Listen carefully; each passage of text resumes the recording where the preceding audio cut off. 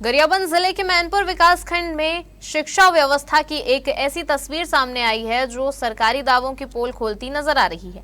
शिक्षा सत्र शुरू हुए करीब 3 महीने बीत चुके हैं, लेकिन प्राथमिक शाला फरसरा के बच्चों को आज भी अपने स्कूल भवन का इंतजार है। ये तस्वीरें सरकारी शिक्षा व्यवस्था की उस हकीकत को बयां कर रही है जहां स्कूल तो है लेकिन बच्चों के लिए अपना कमरा नहीं है।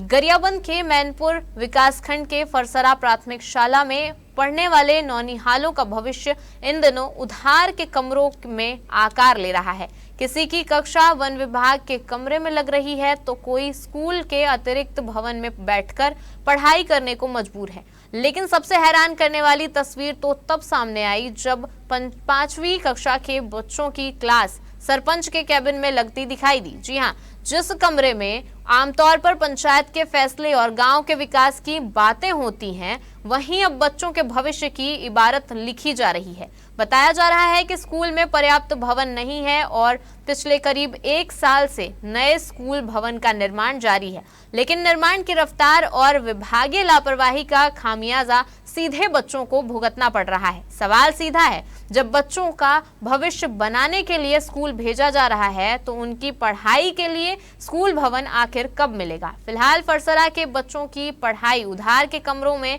और भविष्य सरकारी फाइलों में चलता नजर आ रहा है।